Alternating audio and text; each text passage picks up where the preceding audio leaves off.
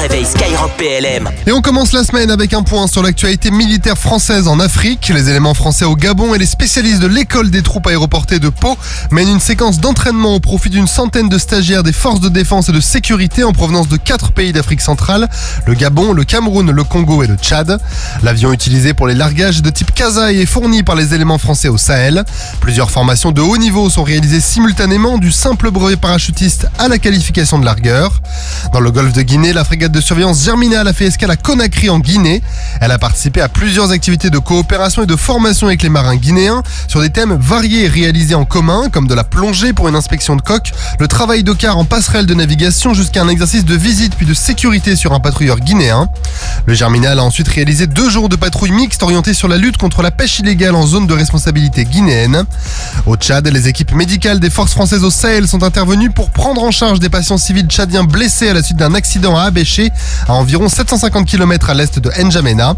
L'équipe médicale a ainsi stabilisé les patients de leur prise en charge jusqu'à leur arrivée sur la capitale, où ils ont été hospitalisés dans des structures civiles tchadiennes.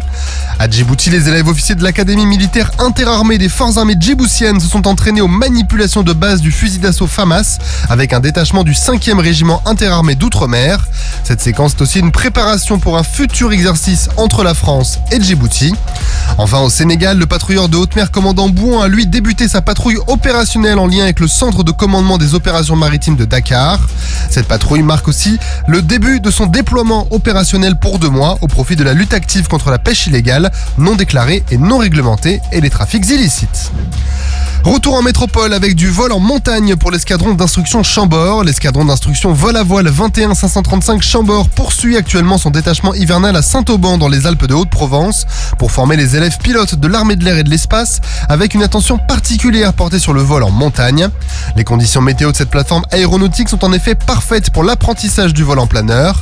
Les vols en montagne offrent aux élèves une expérience particulièrement exigeante et permet aux stagiaires de maîtriser les phénomènes aérologiques spécifiques à cette zone géographique. Une expérience qui sera donc précieuse pour la suite de leur formation. À la fin du mois de mars, l'escadron retournera à sa base principale à Romorantin dans le Loir-et-Cher pour poursuivre la formation en pleine avec les premiers vols seuls à bord des jeunes pilotes militaires. Et la mission Libération lance son site internet. Le groupement d'intérêt public Mission Libération, structure interministérielle dédiée au programme commémoratif du 80e anniversaire des débarquements, de la libération de la France et de la victoire, vient de lancer son site internet. Ce site présente des infos institutionnelles sur cette mission, ses membres fondateurs, son équipe opérationnelle et son conseil scientifique d'orientation. Ce dernier, composé d'historiens et d'experts de la Seconde Guerre mondiale, contribuera à la rubrique La Libération vue par, qui proposera des analyses sur les années 44-45.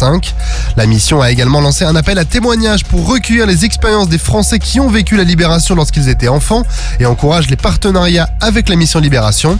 Si vous avez été témoin ou que vous en connaissez, n'hésitez pas à le faire savoir à l'adresse mail suivante: contact@80anslibération.fr. Sur terre, sur mer, comme dans les airs. Skyrock PLM, en équipe avec Uneo, la mutuelle des forces armées.